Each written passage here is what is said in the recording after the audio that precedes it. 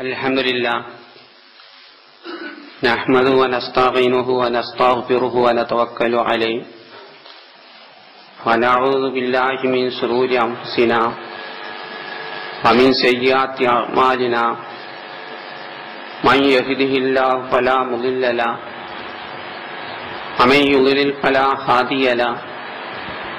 Wa ashhadu an la ilaha illallah wahdahu la sharika lahu وأشهد أن محمدا عبده ورسوله أرسله بالهدى ودين الحق ليظهره على الدين كله ولو كره المشركون. اللهم صل على محمد وعلى آل محمد كما صليت على إبراهيم وعلى آل إبراهيم إنك حميد مجيد.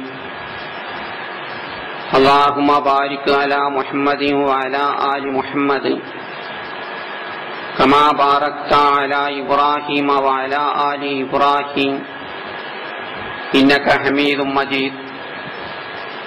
يا أيها الذين آمنوا اتقوا الله حق تقاته ولا تموتن إلا وأنتم مسلمون. أما بعد فإن خير الحديث كتاب الله وخير الهدي هدي محمد صلى الله عليه وسلم وشر الأمور محدثاتها وكل بدعة ضلالة. أعوذ بالله من الشيطان الرجيم. بسم الله الرحمن الرحيم. والتين والزيتون وطور سينين وهذا البلد الأمين لقد خلقنا الإنسان في أحسن تقويم. പരിശുദ്ധ ഇസ്ലാമിന്റെ പരിപാവനമായ വളവും തിരുവുമില്ലാത്ത മനുഷ്യ പ്രകൃതിക്ക് യോജിച്ചതായ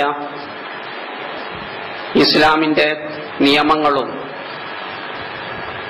ഇസ്ലാമിന്റെ താൽപര്യങ്ങളും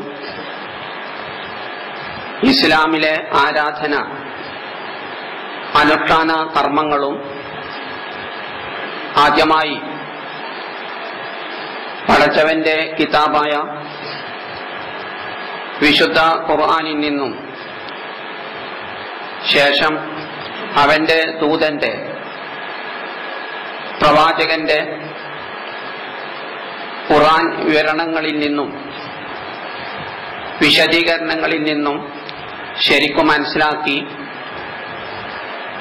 മനസ്സിലാക്കേണ്ടതായ രൂപത്തിൽ തന്നെ മനസ്സിലാക്കി കഴിവിന്റെ പരമാവധി ഉപയോഗിച്ച് ജീവിതത്തിൽ അവ അനുഷ്ഠിച്ച് മരണം ഏത് സ്വഭാവത്തിൽ നമ്മെ പിടികൂടിയാലും പടച്ചവന്റെ യഥാർത്ഥ അടിമകളായി ദാസന്മാരായി ശരിയായ മുത്തഖീങ്ങളായി ഭയഭക്തന്മാരായി മാതൃകാ മുസ്ലിങ്ങളും മുഅ്മിനീങ്ങളുമായി യഥാർത്ഥ മുവഹിദീങ്ങളായി ജീവിച്ചു മരിക്കാൻ ആദ്യമായി എന്നോടും തുടർന്ന് പ്രിയം നിറഞ്ഞ സഹോദരന്മാരോടും സഹോദരിമാരോടും ഉപദേശിച്ചു കൊള്ളുന്നു.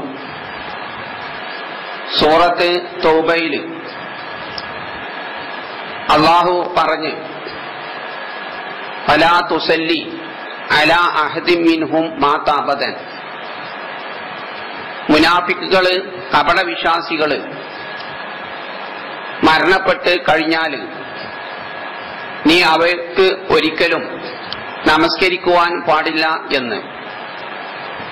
അവ ഈ ആയത്തിൽ നിന്ന് മയ്യത്തിന് വേണ്ടി നമസ്കരിക്കുക എന്നത്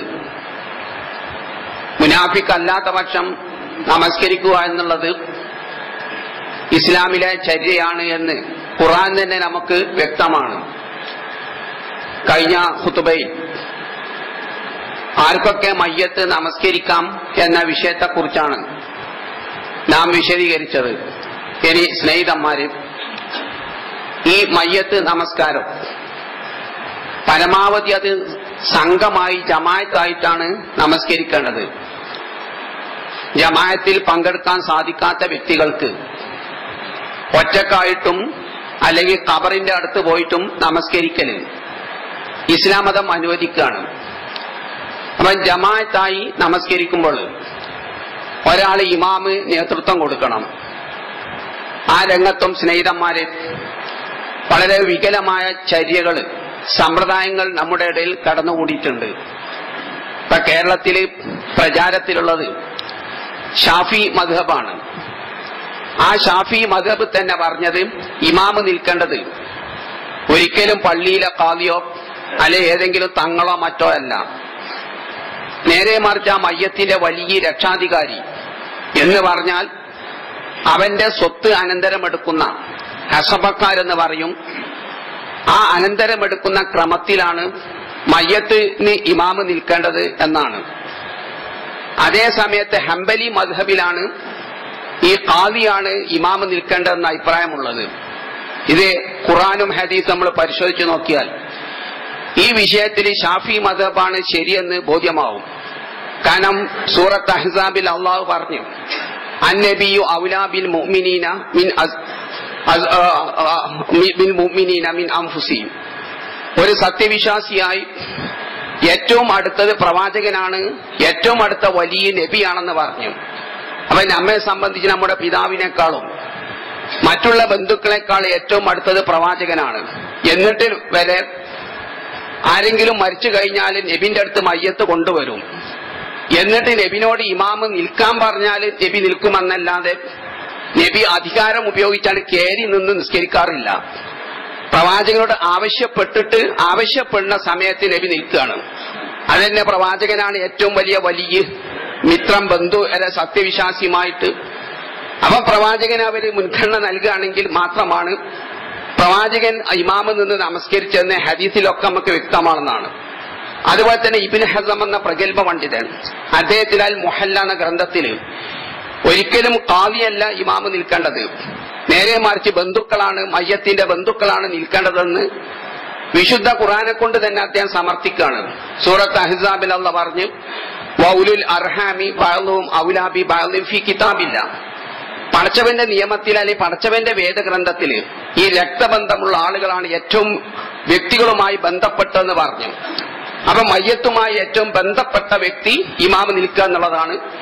അതുകൊണ്ട് അതും നമ്മൾ എന്ത് ചെയ്യുക, ഉപ്പ മരിച്ചാല് മക്കൾ തന്നെ ഇമാമ് നിൽക്കാൻ ശ്രദ്ധിക്കാം. അതിൽ ഏറ്റവും അവകാശം വലിയ മകനാണ്.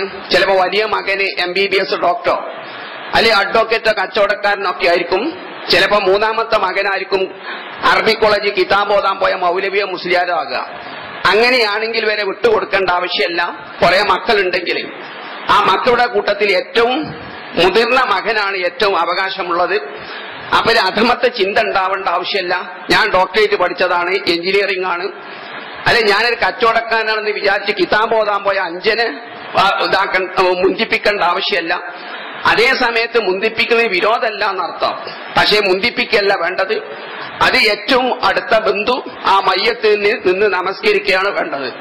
ഇനി സ്നേഹിതന്മാരെ, അടുത്ത് നമുക്ക് പരിശോധിക്കാനുള്ളത്, ഒരു മയ്യത്തിന് നമ്മൾ നിസ്കരിക്കുന്ന വേളയിൽ ഒരിക്കലും ആ മയ്യത്ത് ആണാണോ പെണ്ണാണെന്ന് വരെ അറിഞ്ഞോണമെന്നില്ല.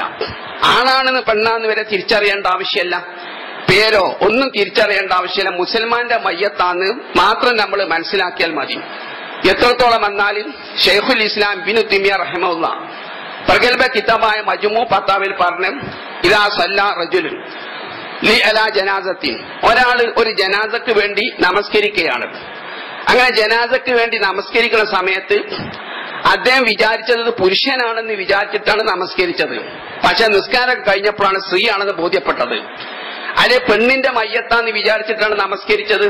നമസ്കാരം കഴിഞ്ഞപ്പോഴാണ് അത് പുരുഷന്റെ മയ്യത്താന്ന് വ്യക്തമായത്. എങ്കിൽ വേറെ ജാസ സ്വലാത്തോ അവന്റെ നിസ്കാരം എന്തെയും അനുവദനീയമാവുന്ന എന്ന് പറഞ്ഞാൽ നമ്മൾ തെറ്റിദ്ധരിച്ചതാണ്. ഈ പെണ്ണാണ് സമയത്ത് ഒരിക്കലും അല്ലാഹു മർഹുല്ലഹ വർഹംഹ എന്ന് പറഞ്ഞിട്ട് ഹാ എന്നുള്ള ദമീർ ഉപയോഗിക്കേണ്ട ആവശ്യമില്ല.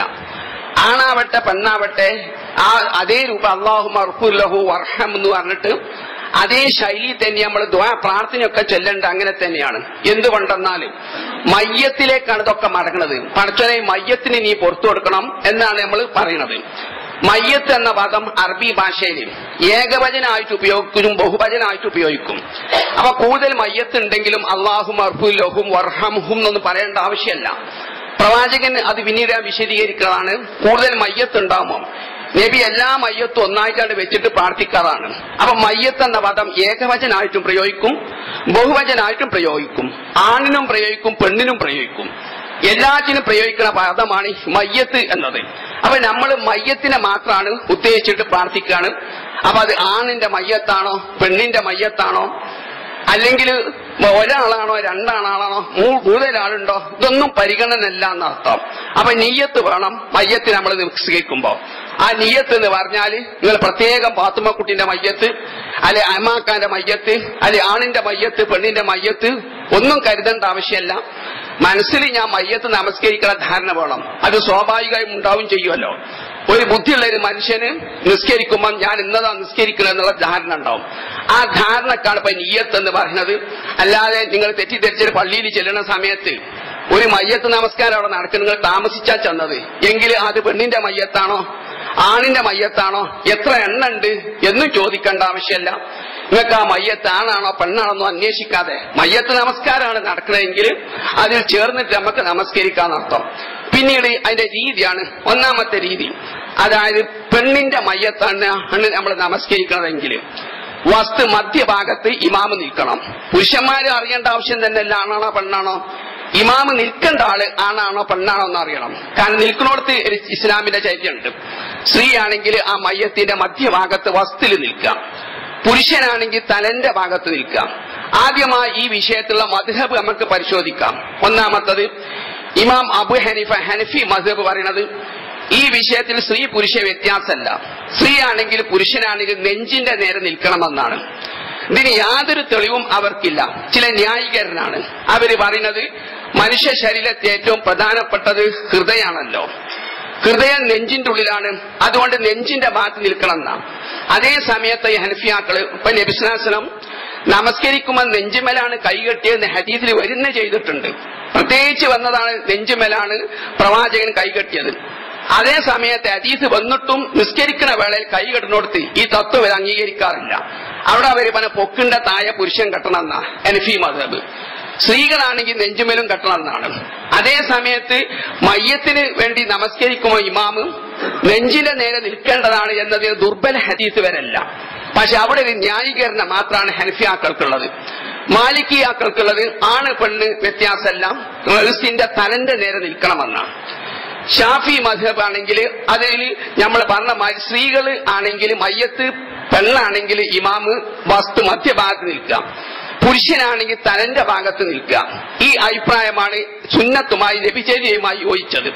ഇമാം ബുഖാരി മുസ്ലിം ഉദ്ധരിക്കുന്ന ഹദീസ് കാണാൻ സമുറ പറയാണ്, സല്ലൈതു ഫറാഅൻ നബി അലാ ജനാസത്തി, ഞാൻ പ്രവാചകന്റെ പിന്നിൽ നിന്നുകൊണ്ട് ഒരു പെണ്ണിന് അലാ ജനാസത്തി ഇംറത്തി, ഒരു പെണ്ണിന്റെ ജനാസക്ക് മയ്യത്തിന് വേണ്ടി നിസ്കരിച്ചു. അവള് പ്രസവത്തോട് മാത്തത്ത് ഫി നിഫാസിഹ, പ്രസവത്തോടുകൂടി മരിച്ചതായിരുന്നു. അവൻ ബന്ധുക്കൾ നബിനോട് ഇമാമക്കാൻ വേണ്ടി പറഞ്ഞു.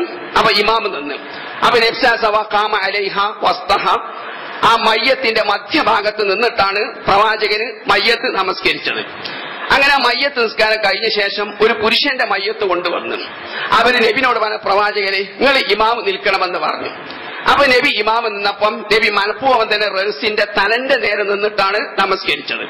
മറ്റൊരു ഹദീസ് കാണാം, ഇബ്നു ഓലിബ് പറയാണ്, ഒരിക്കല് ഉമ്മു കുൽസും എന്ന മഹദി, ആ മഹദി മരിച്ച് മറ്റു സമയത്ത് അനസ് റളിയല്ലാഹു ആണ് ഇമാമിക്കുന്നത്. ആ അനസ് റളിയല്ലാഹു പെണ്ണിന്റെ മധ്യഭാഗത്താണ് നിന്നത്. അങ്ങനെ ആ നിസ്കാരം കഴിഞ്ഞ ശേഷം പിന്നെ പുരുഷൻ മയ്യത്തുണ്ടെന്ന്. അപ്പൊ അനസ് റളിയല്ലാഹു തലന്റെ ഭാഗത്ത് നിന്ന്. അപ്പൊ സദസ്സില് അല്ലാഹ് ഇബ്നു സിയാദ് എന്ന വ്യക്തിയുണ്ട്. അദ്ദേഹത്തിന് ഇതൊരു അത്ഭുതം. എന്താ അനസ് റളിയല്ലാഹു നബിന്റെ കൂടെ 10 കൊല്ലം സാഹസിയ സഹാബിയാണ്. അദ്ദേഹം സ്ത്രീക്ക് വേണ്ടി നിന്നപ്പം മധ്യഭാഗത്ത് നിന്ന്, പുരുഷനാണെങ്കിൽ തലഭാഗത്ത് നിന്ന്. അപ്പൊ അദ്ദേഹം ഉടനെ ചോദിച്ച്, യാ അബാ ഹംസ, അതായത് അൻസുല്ലാഹിന്റെ ഒരു ഓമന പേരാണ് അബു ഹംസ, താങ്കൾ ഇങ്ങനെ മാറി മാറി നിന്നല്ലോ, പുരുഷന് തലന്റെ ഭാഗത്ത് സ്ത്രീക്ക് മധ്യഭാഗത്ത് നിന്ന്. ആ കഥ സല്ലല്ലാഹു അലൈഹി വസല്ലം എങ്ങനെയാണ് മുഹമ്മദ് നബി റസൂലുള്ളാഹി നമസ്കരിച്ചു എന്ന് ചോദിച്ചു. അപ്പൊ അൻസുല്ലാഹ് പറഞ്ഞു, നബി നിസ്കരിക്കാത്ത ഞാൻ നിസ്കരിക്കോ? നബി അങ്ങനെ തന്നെയാണ് ഇമാമ് നിന്നിട്ടുള്ളതെന്ന് പറഞ്ഞു. അപ്പൊ അത് ശ്രദ്ധിക്കുക എന്ന് പറഞ്ഞാൽ സ്ത്രീ ആണ് മയ്യത്തെങ്കിലും ഇമാമ് വസ്തു മധ്യഭാഗത്ത് നിൽക്കാം, പുരുഷനാണെങ്കിൽ തലന്റെ ഭാഗത്തും നിൽക്കാം. അങ്ങനെ നിന്നും കൊണ്ടാണ് നിസ്കാരം നമ്മൾ ആരംഭിക്കേണ്ടത്. അങ്ങനെ നിസ്കാരം തുടങ്ങുന്ന വേളയിൽ അല്ലാഹു അക്ബർ എന്ന് തക്ബീർ കെട്ടുക എന്ന് പറഞ്ഞാൽ നിസ്കാരത്തിൽ അറിയില്ലാന്ന് വിചാരിച്ചിട്ട് സ്നേഹിതന്മാരും നിങ്ങൾ മയ്യത്ത് നിസ്കരിക്കാതിരിക്കരുത്. കാരണം എന്റെ ഇടവണ്ണ എന്ന് പറഞ്ഞാൽ ഈ ഇസ്ലാമി പ്രസ്ഥാനത്തിന്റെ കേന്ദ്രമാണ്. കുറെ വർഷം 10-20 വർഷം മുമ്പ് ഞാൻ പള്ളിയിൽ വന്ന സമയത്ത് പള്ളിയിലുണ്ട് ഒരു മയ്യത്തിന് നമസ്കരിക്കുന്നുണ്ട്. അപ്പൊ 4-5 യുവാക്കന്മാരുണ്ട് മുറ്റത്ത് നിൽക്കുന്നുണ്ട്. അപ്പൊ ഞാൻ ചോദിച്ച് എന്താ നിങ്ങൾ നമസ്കരിക്കാതെ മുറ്റത്ത് നിൽക്കുന്നതെന്ന് പറഞ്ഞു. അപ്പൊ ഞങ്ങള് മയ്യത്ത് നിസ്കാരം പഠിച്ചിട്ടില്ല മൗലവി എന്ന് പറഞ്ഞു.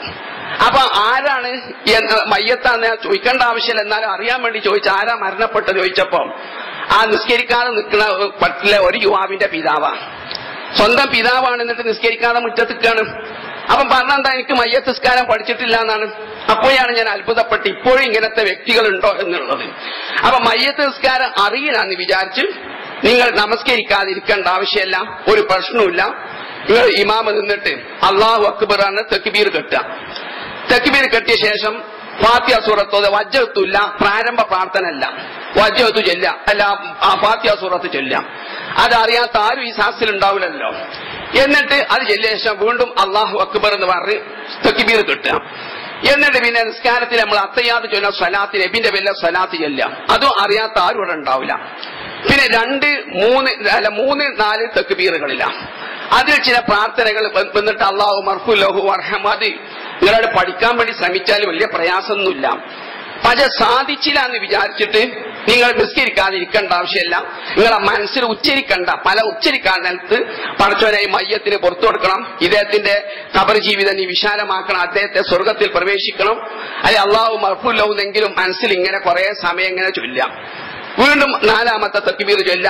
അതിനുശേഷം ഒരു പ്രാർത്ഥന ഉണ്ട്. ആ പ്രാർത്ഥനകൾ പഠിച്ചിട്ടില്ലെങ്കിൽ പ്രശ്നമൊന്നുമില്ല. ആ സമയത്തും പഠിച്ചവനായി മയ്യത്തിന് പുറത്തു കൊടുക്കണം. കുറെ സമയം നിന്നിട്ട് അസ്സലാമു അലൈക്കും വറഹ്മത്തുള്ളാ, അസ്സലാമു അലൈക്കും വറഹ്മത്തുള്ളാ സലാം കിട്ടുക. ഒരിക്കലും വബറകാത്തൊന്നില്ല. അതൊരു ദുർബല ഹദീസിൽ വരെ വന്നിട്ടില്ല സ്നേഹിതന്മാരെ.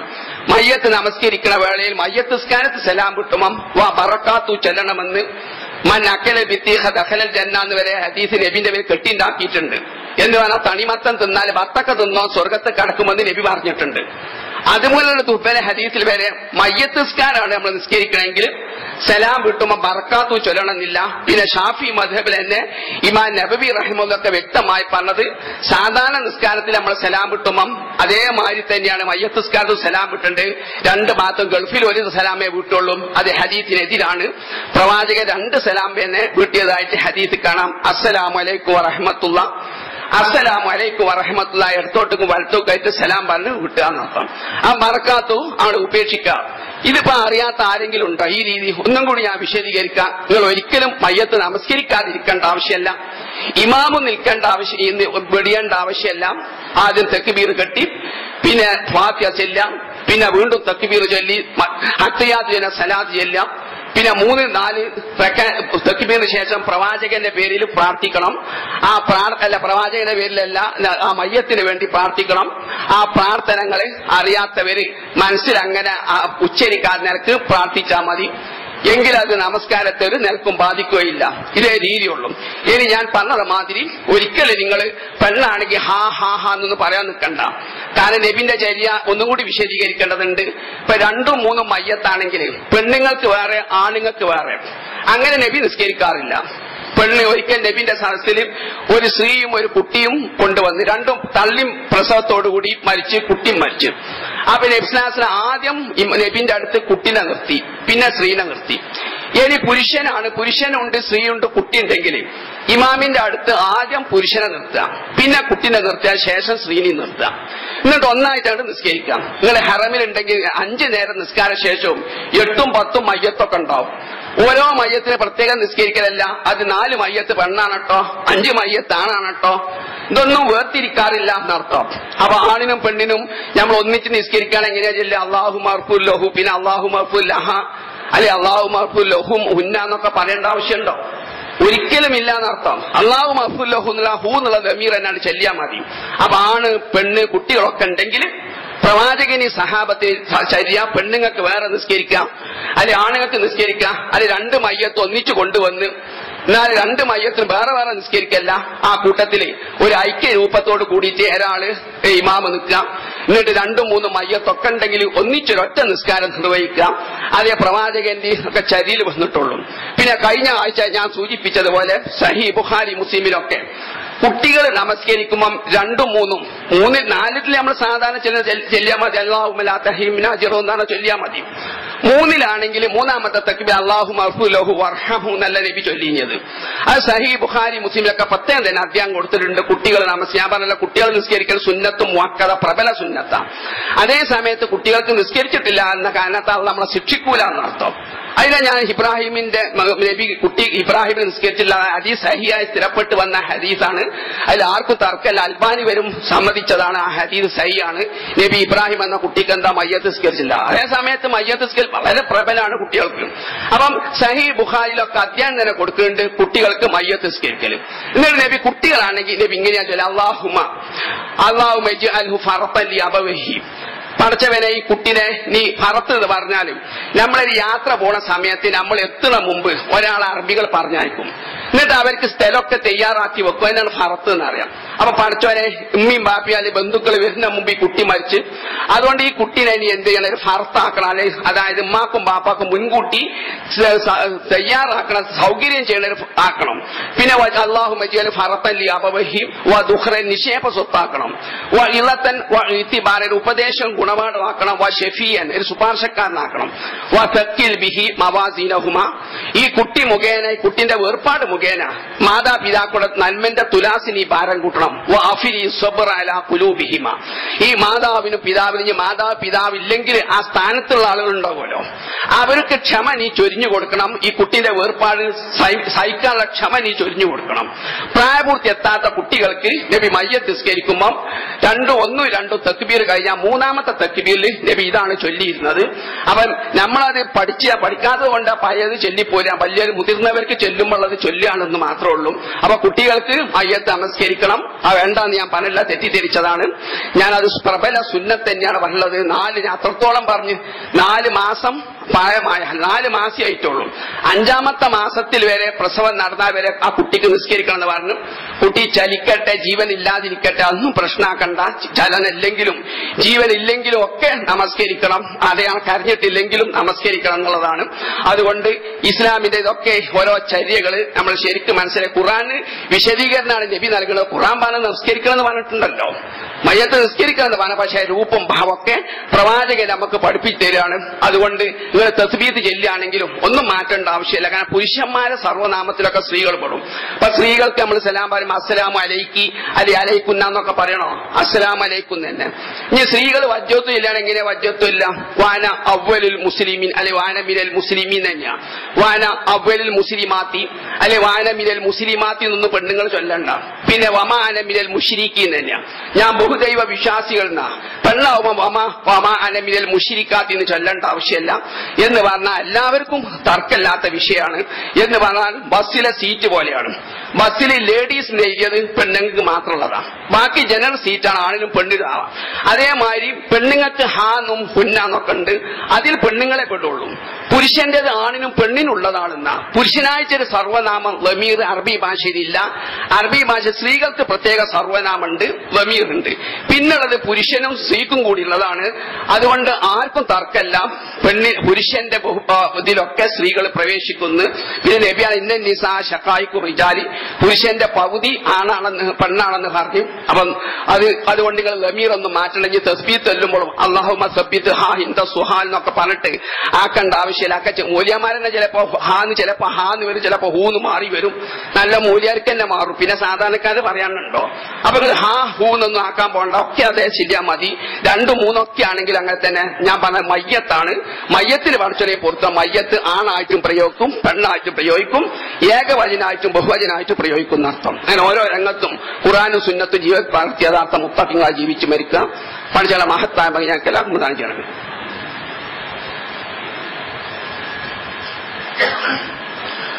അൽഹംദുലില്ലാഹ് സല്ലല്ലാഹു അലാ നബിയിനാ മുഹമ്മദിൻ വഅലാ ആലിഹി വസഹ്ബിഹി വസല്ലമ തസ്ലീമൻ ദായിമൻ ഇലാ യൗമിദ്ദീൻ. അമ്മാ ബഅദു ഫത്തഖുല്ലാഹ ഇബാദല്ലാഹ്. അള്ളാഹുവിനെ ഭയപ്പെട്ട് ശരിയായ മുത്തഖീങ്ങളായി ജീവിച്ചു മരിക്കാൻ ഒന്നുകൂടി എന്നോടെന്ന പോലെ പ്രിയം നിറഞ്ഞ സ്നേഹം നിറഞ്ഞ സഹോദരിമാരോടും സഹോദരന്മാരോടും ഉപദേശിക്കൊള്ളുന്നു. ഒരു സംശയം, അതായത് ഈ ഇസ്രാ മിഅ്റാജ് ദിവസത്തോടനുബന്ധിച്ചും കൊണ്ട് പ്രവാചകൻ പ്രത്യേകിച്ച് എന്തെങ്കിലും നമസ്കാരോ അല്ലെങ്കിൽ നോമ്പോ മറ്റുള്ള ദിക്റുകളോ മതപരമാക്കിയിട്ടുണ്ടോ എന്നതാണ്. ഒരിക്കലും ഇല്ല സ്നേഹിതന്മാരെ. സൂറത്ത് മുഹമ്മദ് അലൈഹി ഖിതാൽ എന്ന് പറയും. അതിൽ അള്ളാഹ് പറഞ്ഞ ഒരു ആയത്ത് നമ്മൾ പ്രത്യേകം ശ്രദ്ധിക്കണം. അള്ളാഹ് പറഞ്ഞു, യാ അയ്യുഹല്ലദീന ആമനൂ അത്തിയുല്ലാഹ വഅത്തിയു റസൂല വലാ തുബ്തിലു അഅ്മാലക്കും. അല്ലയോ സത്യവിശ്വാസികളെ, നിങ്ങൾ അള്ളാഹിനെ അനുസരിക്കുക, പ്രവാചകനെ അനുസരിക്കുക. നിങ്ങൾ എടുക്കുന്ന പുണ്യകർമ്മം ഒരിക്കലും നിഷ്ഫലമാക്കരുത്, പ്രതിഫലമില്ലാത്തതാക്കരുത് എന്നാണ്. അപ്പൊ നമ്മൾ പുണ്യകർമ്മം ചെയ്യുകയാണെങ്കിൽ ഒന്നെങ്കിൽ അള്ളാഹിനെ അനുസരിച്ചും കൊണ്ട് ഖുർആൻ അനുസരിച്ചും കൊണ്ടാവണം. ഖുർആനിൽ അത് പറയണം. അതിന് പ്രവാചകന്റെ സ്ഥിരപ്പെട്ട സഹിയ ഹദീസ് പറയണം. ഹദീസ് സ്ഥിരപ്പെടാൻ സഹിയാൻ ധാരാളം നിബന്ധനകളുണ്ട്.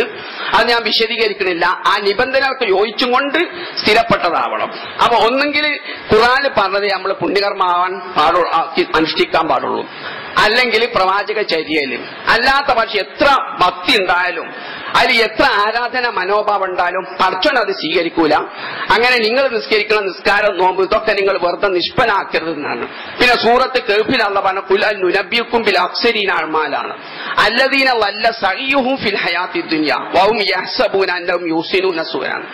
അധ്വാനിച്ച് നോമ്പ് നോറ്റിങ്ങാണ്ട് നിസ്കരിച്ചിങ്ങാണ്ട് ദിക്ർ ചൊല്ലിങ്ങാണ്ടൊക്കെ ഏറ്റവും അധികം നഷ്ടപ്പെടുന്ന ഒരു കൂട്ടരുണ്ട്. എന്നിട്ട് ആരാന്നുള്ള വിശദീകരിക്കാണ്, ഓലെ റൂട്ട് തെറ്റിക്കണ്, വഴി തെറ്റിക്കണെന്ന എന്ന് പറഞ്ഞാൽ ഖുർആന്റെയോ സുന്നത്തിന്റെ നബിചര്യന്റെ പിമ്മലല്ലാത്തത്. അതില്ലാത്ത നമസ്കാരം. ഇപ്പൊ 96 നോമ്പ് വെക്കുന്ന മനുഷ്യന്മാര് വരെ ഉണ്ട് സുഹൃത്തുക്കളെ. റജബ്, ശഅബാൻ, റംളാൻ. അപ്പൊ 90 ആയല്ലോ. പിന്നെ 6 നോമ്പ്, 96 നോമ്പ്. ഇങ്ങനെ 96 നോമ്പ് വെക്കുന്ന ആണിനും പെണ്ണിനും ഇപ്പോഴും ഈ സമുദായത്തിൽ കാണാൻ സാധിക്കും. യാതൊരു രേഖ അതിനൊക്കെ എല്ലാം. അതുകൊണ്ട് അത് നിങ്ങൾ വർജിക്കുക. സ്ഥിരപ്പെട്ടപ്പോ റജബ് മാസത്തിന് 4 പവിത്രമായ മാസത്തിൽപ്പെട്ട ഒരു മാസമാണ് റജബ്. യുദ്ധം നിഷിദ്ധമായ ആ ശ്രേഷ്ഠതയുള്ളൂ. വേറെ ശ്രേഷ്ഠത പറയുന്ന ഹദീസൊക്കെ കെട്ടിണ്ടാക്കിയതാണെന്നുള്ളത് അത് രണ്ടാം ഷാഫി ഇമാം നവവിയും പിന്നെ ഷാഫി മല ഉഗ്ര പണ്ഡിതനായ തൂഫന്റെ ഗ്രന്ഥകർത്തായിരുന്ന ഹൈതമിയും അവരെല്ലാം തന്നെ പറഞ്ഞ റജബിന് ശ്രേഷ്ഠത പറയുന്ന ഹദീസൊക്കെ മനുഷ്യനിർമ്മിതാണ്, ബാത്തിലാണ്, അസ്ലിലോ അടിസ്ഥാനമില്ല. റജബിലുള്ള ശ്രേഷ്ഠത 4 പവിത്ര മാസമുണ്ട്, യുദ്ധം നിഷിദ്ധമായ. അതിൽപ്പെട്ട ഒരു മാസം മാത്രമാണ് റജബ്. ആ ശ്രേഷ്ഠതയുള്ളൂ. അന്ന് റജബ് മാസം പ്രത്യേക നിസ്കാര നോമ്പൊന്നുമില്ല എന്ന് പറയുന്നുണ്ട്. അപ്പൊ അത് പ്രത്യേകം തന്നെ ശ്രദ്ധിക്കുക. വഴി തെറ്റത് സ്നേഹിതന്മാർ ആത്മാർത്ഥ. എന്നിട്ട് അതാ ഓലെ വിചാര ചിന്ത നല്ലതാണ്. ഓലെ വിചാരം നല്ലതാണ്. അപ്പൊ വിചാരം മാത്രം നന്നായ പോരാ, റൂട്ട് തെറ്റാതിരിക്കണം. നിങ്ങൾ ഇവിടുന്ന് തലശ്ശേരി പോകാൻ ഉദ്ദേശിച്ചാലും അല്ല ഇവിടുന്ന് കോഴിക്കോട്ടേക്ക് പോകാൻ ഉദ്ദേശിച്ചാലും കോഴിക്കോട്ടേക്കുള്ള വസനം നോക്കിയിട്ട് കയറേണ്ട സുഹൃത്തുക്കളെ. എന്നിട്ട് കയറി ഇരുന്നിട്ട് അള്ളാഹുവിനെ പ്രാർത്ഥിക്കുക, പഠിച്ചതിന് അപകടമൊന്നും ഇല്ലാത്ത ശ്രദ്ധിക്കണം. നേരെ മാറ്റി കോഴിക്കോട്ടേക്ക് പോകേണ്ട നിങ്ങൾ അത് ബോർഡൊന്നും നോക്കാതെ നിങ്ങൾ നല്ല ബസ് നോക്കിങ്ങാണ്ട് കാസർഗോഡേക്കുള്ള ബസ്സിൽ കയറി ഇരുന്നുങ്ങാണ്ട് പഠിച്ചവരെ എന്നെ കോഴിക്കോട്ട് എത്തിക്കാന്ന് ആത്മാർത്ഥമായി പ്രാർത്ഥിച്ചാലും കോഴിക്കോട്ട് എത്തുമോ? ഇല്ല എന്നർത്ഥം. അതേമാതിരി ആത്മാർത്ഥം മാത്രം പോരാ, നബിചര്യയായിട്ട് യോജിക്കണം എന്നർത്ഥം. പിന്നെ ഞാൻ നിങ്ങൾ ഓതിക്കേൽപ്പിച്ചത്, ഞാൻ കഴിഞ്ഞ ഖുതുബയിൽ വിശദീകരിച്ചത്, പഠിച്ചവന് നമ്മുടെ പ്രധാന ലക്ഷ്യം ഇസ്ലാമിൽ ഏറ്റവും പ്രധാനപ്പെട്ടതാണ് പരലോകത്തിലുള്ള ആ ജീവിതത്തിലുള്ള വിശ്വാസം. അത് ഖുർആൻ ശാസ്ത്രീയമായി തെളിയിക്കാണ്. 4 രീതികൾ 5 രീതികൾ വിശദീകരിച്ചു. ഇനി പ്രധാന ഒരു രീതി സൂറത്തിൽ തീയിൽ വിശദീകരിച്ചതാണ്. അത് അള്ളാഹ് പറയാം, വത്തീനി, അത്തി തന്നെയാണ് സത്യം. അപ്പൊ അത്തി എന്നതുകൊണ്ട് ഉദ്ദേശിക്കുന്നത് മനുഷ്യനും ഈ ഇല കൊണ്ട് നഗ്നത മറിച്ച് ജീവിച്ച ആദനബി അലൈഹി ഇസ്ലാമിന്റെ കാലഘട്ടത്തെയാണ് അള്ളാഹ് ഉദ്ദേശിക്കുന്നത്, വത്തീനി കൊണ്ട് ഉദ്ദേശിക്കുന്നത്. അത് ആദനബിയും ഈ തീനും തമ്മിലുള്ള ബന്ധം, അവര് വിരോധിക്കപ്പെട്ട കനി തിന്നപ്പോൾ അവിടെ നഗ്നത വെളിവായി. വറക്കിൽ ജന്ന, സ്വർഗത്തിലെ ഒരു മരത്തിന്റെ വൃക്ഷത്തിന്റെ ഇലതാക്കി നഗ്നത മറിച്ചെന്നാണ്. അത് അത്തിയായിരുന്നു എന്നാണ്. അപ്പൊ ആദനബിയും അത്തിയും തമ്മിലുള്ള ബന്ധം അതാണ്. അപ്പൊ മനുഷ്യന് വലിയ പരിഷ്കാരമൊന്നും ഇല്ലാതെ കേവലം ഇലകൾ കൊണ്ട് നഗ്നത മറിച്ച കാലഘട്ടം അത് പിടിച്ചുള്ള സത്യം ചെയ്യാം. ജയ്ത്തൂൻ എന്ന് പറഞ്ഞാൽ നൂഹി നബിന്റെ കാലഘട്ടം എന്ന് പറഞ്ഞാൽ മനുഷ്യന്മാർ കുറെയൊക്കെ ശാസ്ത്രീയമായി പുരോഗമിച്ച് നഗ്നത മറക്കാൻ എല്ലൊക്കെ ഉപേക്ഷിച്ചുകൊണ്ട് മറ്റുള്ള മൃഗങ്ങളുടെ ചർമ്മങ്ങളൊക്കെ ഉപയോഗിച്ച് കുറെയൊക്കെ പുരോഗതി നേടിയ നൂഹി നബി അലൈഹി ഇസ്ലാമിന്റെ കാലഘട്ടം. നൂഹി നബിയും ഈ ജൈത്തൂനും തമ്മിലുള്ള ബന്ധം എന്താണ്? അത് ആ ജലപ്രളയത്തില് ആദ്യം ജലപ്രളയം തീരാൻ പോകുന്നുണ്ട് എന്ന അടയാളമായിട്ട് തൂരിസിന പർവ്വതത്തിലെ അത്തികളാണ്, അത്തിമരാണ്, അതിന്റെ ഇലകളാണ് ആദ്യം പ്രത്യക്ഷപ്പെട്ടതെന്ന ആ നിലക്കാണ് നൂഹി നബിയും അത്തിയും ജൈത്തും തമ്മിലുള്ള ബന്ധം. അപ്പൊ നൂഹി നബിന്റെ കാലഘട്ടം അല്ലാഹു പിടിച്ച് സത്യം ചെയ്യാം. തൂരി സീനി എന്ന് പറഞ്ഞാൽ മൂസാ നബി ഇസ്ലാമിന്റെ കാലഘട്ടം. മനുഷ്യൻ കലയിലും ശാസ്ത്രത്തിലൊക്കെ കുറെ പുരോഗതി നേടിയ മൂസാ നബിന്റെ കാലഘട്ടം. വഹാദൽ ബലദില്ലാമി, ഈ പവിത്രമായ മക്കനെ പിടിച്ചുള്ള സത്യം. മക്ക കൊണ്ട് ഉദ്ദേശം ഖുർആൻ വ്യാഖ്യാതാക്കൾ പറഞ്ഞത് അന്ത്യദിനം വരെയുള്ള മുഹമ്മദ് നബിന്റെ കാലഘട്ടം എന്ന് പറഞ്ഞാൽ മനുഷ്യൻ ചന്ദ്രയിലും ചൊവ്വയിലൊക്കെ പോകാൻ പുരോഗതി നേടിയ, മനുഷ്യന്റെ കണ്ണും കാതും കരളൊക്കെ മാറ്റിവെക്കാൻ പുരോഗതി നേടിയ മുഹമ്മദ് നബി ഇസ്ലാമിന്റെ കാലഘട്ടം. ഈ 4 കാലഘട്ടത്തിൽ സത്യം ചെയ്തുള്ള പറയാണ് ലഖദ് ഖലഖനൽ ഇൻസാന ഫീ അഹ്സനി തഖ്വീം. മനുഷ്യനെ ഏറ്റവും നല്ല പ്രകൃതിയിലാണ് സൃഷ്ടിച്ചതെന്ന് പറഞ്ഞാൽ പുരോഗതിയിൽ നിന്ന് പുരോഗതി പ്രാപിക്കുന്ന രൂപത്തിൽ എന്നർത്ഥം. എന്നും മനുഷ്യൻ അങ്ങനെയല്ല സ്നേഹിതന്മാരെ. പുരോഗതി ഇപ്പം പണ്ടത്തെ മാതിരി വീട്ടിൽ തന്നെ പല പുരോഗതിയല്ലേ. നമ്മുടെ വസ്ത്രധാരണ, നമ്മുടെ ഭക്ഷണ രീതി, നമ്മുടെ യാത്രാ രീതി, നമ്മുടെ വാർത്താ അറിയിക്കൽ, ഇതിലൊക്കെ മനുഷ്യൻ കൊല്ലം കഴിയും തോറും ഇങ്ങനെ പുരോഗതി പ്രാപിക്കാം. നേരെ മറിച്ച് മൃഗങ്ങൾക്ക് അതുണ്ടോ? ഒരിക്കലുമില്ല. ഇപ്പോൾ കുയിലിന്റെ ജീവിതത്തിൽ മാറ്റം ഉണ്ടായിട്ടില്ല. കുയിൽ ഒരിക്കലും വീടുണ്ടാക്കാറില്ല, മുട്ടടാണ്. അത് കാക്കന്റെ കൂട്ടിൽ ചതിയില് മുട്ടടാണ്. മുട്ടടാനായി കഴിഞ്ഞാൽ പെൺകുയിലും ആൺകുയിലും കാക്കന്റെ കൂട്ടിന്റെ അടുത്ത് നിന്നിട്ട് ആൺകുയിൽ ഇങ്ങനെ ഉറക്കക്കരയും. അപ്പൊ ഉറക്കക്കരയുന്ന സമയത്ത് കാക്കകളൊക്കെ അതിന്റെ പിന്നാലെ കൊത്തി ആട്ടികളാവും. ആ സമയത്ത് പെൺകുയിൽ എന്ത് ചെയ്യും? കാത്തിക്കാണ്. ഉടനെ കാക്കന്റെ കൂട്ടി കയറിയിട്ട് മുട്ടിടുകയാണ്. ഇത് മനുഷ്യൻ കുയിലിനെ കണ്ട മുതൽ അങ്ങനെ തന്നെയായിട്ട് മാറ്റൂല. ഇനി കുരങ്ങിന്റെ ജീവിതത്തിൽ മാറ്റമുണ്ടോ? ഒരു കൂട്ടർ പറയുന്നുണ്ട് കുരങ്ങിന് പുരോഗതി പ്രാപിച്ചിട്ടാണ് മനുഷ്യന്മാരുണ്ടായത്. ഇന്ന് മനുഷ്യന്മാരെ ജീവിതം കണ്ടാൽ അതും ശരിയല്ല, കുരങ്ങുമല്ല പുരോഗതി പ്രാപിച്ചതല്ല എന്ന് തോന്നും. കാരണം മൂളിയം കുരങ്ങ് വരെ ചെയ്യാത്താണ് മനുഷ്യൻ ചെയ്യുന്നത്. അത്രയ്ക്ക് വൃത്തികേടാണെന്ന് അർത്ഥം. അപ്പം കുരങ്ങിന്റെ ജീവിതത്തിൽ വലിയ മനുഷ്യൻ കണ്ട മുതലും ഇന്ന് വരെ കുരങ്ങിന്റെ ജീവിതത്തിൽ പുരോഗതി ഉണ്ടോ? അപ്പൊ പറയാറുണ്ട് മഴക്കാലം വരുമ്പം കുരങ്ങ് വിചാരിക്കുന്ന വേനൽക്കാലായ കൂടുണ്ടാക്കണമെന്ന്, വീടുണ്ടാക്കണമെന്ന്. വേനൽക്കാലായാലും തുള്ളിച്ചാടി നടക്കുകയാണ്. ഇനി തെഞ്ചി കിടക്കുന്ന തവളന്റെ മാറ്റം ഉണ്ടോ? ഒന്നുമില്ല. ഇനി കൂലാറ്റാണ് പക്ഷിയുണ്ട്, അതിന്റെ കൂട് ഇപ്പോഴായില്ല, മാറ്റമല്ല. പുരോഗതി ഇല്ല എന്നർത്ഥം. മനുഷ്യൻ അങ്ങനെയല്ല, കൊല്ലം കൊല്ലം പുരോഗതിക്കുക. എന്നിട്ട് അല്ല പറഞ്ഞത് സുമ്മ റദദിന അസ്ഫല സാഫിലിന. പിന്നെ മനുഷ്യനെ ഏറ്റവും അധമനാക്കി എന്ന് പറഞ്ഞാൽ ഏറ്റവും തമ്മാടിയാക്കിയെന്നല്ല. പഠിച്ചോൻ നന്നായി പഠിച്ചങ്ങാണ്ട് പിന്നെ പഠിച്ചോൻ തമ്മാടിയാക്കിയതല്ല. ഇവിടെ ഇബ്നു അബ്ബാസ് ഒക്കെ പറഞ്ഞത് മനുഷ്യന്റെ ഏറ്റവും അധമനായെന്ന് പറഞ്ഞാൽ മനുഷ്യന്റെ വാർദ്ധക്യവും മനുഷ്യന്റെ മരണമാണ് എന്ന് പറഞ്ഞാൽ മനുഷ്യന്റെ കാഴ്ചശക്തി, കേൾവി ശക്തി, ഇതൊന്നും സൂക്ഷിച്ച് നഷ്ടപ്പെടണ്ടെന്ന് വെക്കാൻ നമുക്ക് സാധിക്കണില്ലോ. മൃഗങ്ങളെക്കാൾ സുഹൃത്തുക്കളെ ഇതിൽ അധപ്പതിക്ക മനുഷ്യനാണ്. ഒരു സിംഹം ഏകദേശമൊക്കെ വേട്ടയാടാൻ സാധിക്കാത്ത കാലം വന്നാൽ പറച്ചോൻ അതിനെ തിരിച്ചു വിളിക്കുക. അല്ലെങ്കിൽ പല്ല്, ഇപ്പൊ മനുഷ്യന്റെ വായിലെ പല്ല് മുഴുവനും പോവുകയാണ്. ഒരു സിംഹത്തിന്റെയും പുലിന്റെയും വായിലെ പല്ല് മുഴുവനും കൊഴിഞ്ഞു പോയി. അത് കഷ്ടപ്പെടാനുള്ള അവസരമുള്ള നിർത്തൂല. അപ്പൊ ഇതിലൊക്കെ അങ്ങേയറ്റം അധപ്പതിക്കുന്ന മനുഷ്യനാണ്. ഇനി മരിച്ചിട്ടോ ചീഞ്ഞ് നാറ്റാരാ? മനുഷ്യൻ മരിച്ചാലുള്ള നാറ്റം വേറെ ആര് മരിച്ചാലും ഉണ്ടാവില്ല, ശവം ഉണ്ടാവില്ല. അപ്പൊ സുമ്മ റദദിന അസ്ഫല സാഫിലിൻ എന്ന മനുഷ്യന്റെ വാർദ്ധക്യം മരണം. അങ്ങനെ മരിച്ചാണ്. എന്നിട്ട് അല്ലാഹു പറയാ അങ്ങനെ മരിച്ചാലും ഇല്ലല്ലദീന ആമനു വഅമിലു സാലിഹാത്തി ഫലഹും അജ്റും ഗൈറു മംനൂന. ഈമാനും അമലുസാലിഹ് ഉണ്ടെങ്കിൽ അവന് മരണം ഉണ്ടാവില്ല എന്നല്ല, നിസ്തിത്ര മുൻകത്തിയാന്ന് പറയാം. ഈമാനും അതുപോലെ തന്നെ അമലുസാലിഹ് ഉണ്ടെങ്കിൽ അവർക്ക് ഒരിക്കലും മംനു അല്ലാത്ത പ്രതിഫലം ഉണ്ട് എന്ന. മംനു എന്ന രണ്ടർത്ഥം. ഒന്ന് എടുത്തു പറയാത്ത പ്രതിഫലം എന്ന് പറഞ്ഞാൽ ഞാൻ നിങ്ങളെ വീട്ടിൽ വന്ന് നിങ്ങൾ എന്നെ നന്നായി സഹായിച്ച് എന്നിട്ട് ഇങ്ങനെ പറയാ എന്റേതൊക്കെ തിന്നുപോയി നക്കിപ്പോയി സുല്ലമി എന്ന് പറയുകയാണെങ്കിൽ എനിക്ക് നിങ്ങൾ തിന്നണ്ടെന്ന് തോന്നൂല സുഹൃത്തുക്കളെ. പക്ഷവൻ അങ്ങനെ മംനു എന്ന് പറഞ്ഞ പ്രധാന അർത്ഥം എടുത്തു പറയില്ല എന്നർത്ഥം. അല്ല പ്രതിഭ എന്റെ സ്വർഗത്തിൽ ഇങ്ങനെ വിലസാണല്ലേ, നിങ്ങൾ ഇത്രത്തോളം അമ്പത് ചെയ്തിട്ടില്ല എന്ന് എടുത്തു പറയില്ല. അല്ലെ മുറിഞ്ഞു പോകാത്ത പ്രതിഫലം അവർക്കുണ്ട് എന്നർത്ഥം. എന്ന് പറഞ്ഞാൽ ഈ മനുഷ്യന്റെ പുരോഗതി സുഹൃത്തുക്കളെ കേവലം ഒരു ആമന്റെ വയസ്സ് നമുക്കുണ്ടോ? ഒരു 70, 80, 100 പിടിച്ചോളിങ്ങള്. ഈ വയസ്സോടുകൂടി മനുഷ്യന്റെ പുരോഗതി അങ്ങോട്ട് അസ്തമിക്കല്ല. അല്ലാഹു പറയാ മനുഷ്യനെ ലഖദ് ഖലഖനൽ ഇൻസാന ഫീ അഹ്സനി തഖ്വീം എന്നാണ് പുരോഗതിയിൽ നിന്ന് പുരോഗതി പ്രാപിക്കുന്ന പ്രകൃതിയിൽ. എന്നിട്ട് തൽക്കാലം എന്താണ് പിന്നെ അവന് മണ്ണിലേക്ക് പോവുകയാണ്. പക്ഷേ ഈമാനോ അമലു സാലിഹ് ഉണ്ടെങ്കിൽ നല്ല പ്രകൃതി നല്ലൊരു ജീവിതത്തോടു കൂടിയാണ് പുരോഗതി വീണ്ടും പുരോഗതിയിലേക്ക് നീങ്ങുകയാണെന്ന് അർത്ഥം. ഏതുപോലെ എന്നാൽ ഞാൻ സാധാരണ പറയുന്നതാണ്, ഇപ്പം ഒരു വിത്ത് നശിച്ച് മണ്ണിൽ ലയിച്ചു ചേരുമ്പോൾ സുന്ദരമായ ചെടിയാകുകയാണ് ചെയ്യുന്നത്. അല്ലെങ്കിൽ ഒരു തെങ്ങുണ്ടാണെങ്കിൽ ഒരു തേങ്ങ നശിച്ചിട്ടല്ലേ?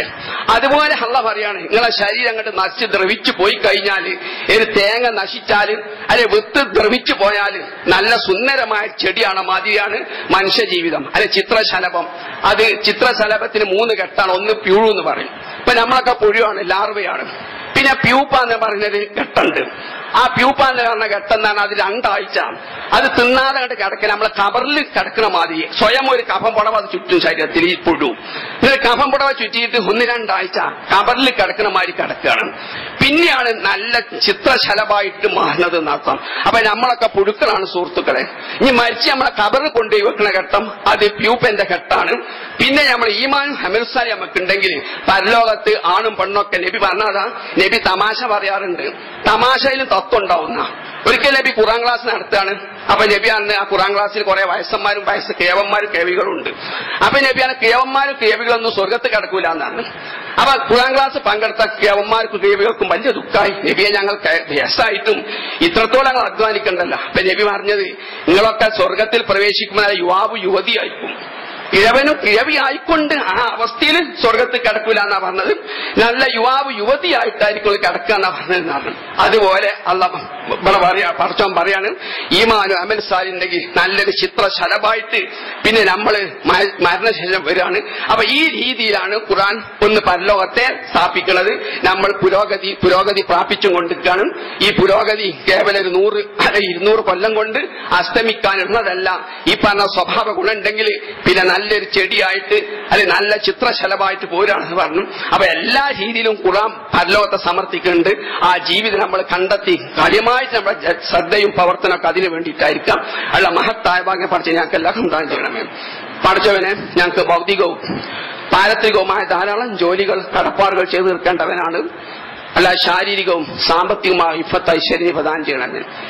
പഠിച്ചത് ഞങ്ങൾ രോഗമായി സുഖമില്ലാത്ത ആസ്പത്രികളിലും വീടുകളിൽ രോഗികളായി കിടക്കുന്ന ഉമ്മമാർക്കും ഉപ്പമാർക്കും ബന്ധുക്കൾക്കും ആദർശ ബന്ധുക്കൾക്കും സർവ്വ സഹോദരീ സഹോദരന്മാർക്കും എന്റെ മഹത്തായ ശിവകാരണം രോഗശമനം കാരണം അവർക്ക് രോഗശമനം നൽകണമേ.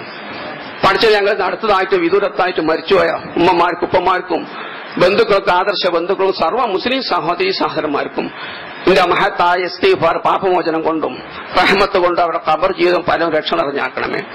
പഠിച്ചവരെ കുട്ടം സ്വർഗത്തിലേക്കുട്ടം നരകത്തിൽ വിധിയേൽപ്പിക്കുമ്പോൾ സ്വർഗത്തിലേക്ക് വിധിയേൽപ്പിക്കുമ്പോൾ ഞങ്ങൾ ഉൾപ്പെടുത്തണമേ. റബ്ബനാ ആതിനാ ഫിദ്ദുനിയ ഹസന വഫിൽ ആഖിറതി ഹസനത വഖിനാ അദാബന്നാർ. റബ്ബനാ ഹബ് ലനാ മിൻ അസ്വാജിനാ വദുരിയാതിനാ ഖുറത അയ്യുൻ വജ്അൽനാ ലിൽമുത്തഖീന ഇമാമാ. റബ്ബനാ അഫ്രിഗ് അലൈനാ സബ്റൻ വസബ്ബിത് അഖ്ദാമനാ ഫൻസുർനാ അലൽ ഖൗമിൽ കാഫിരീൻ.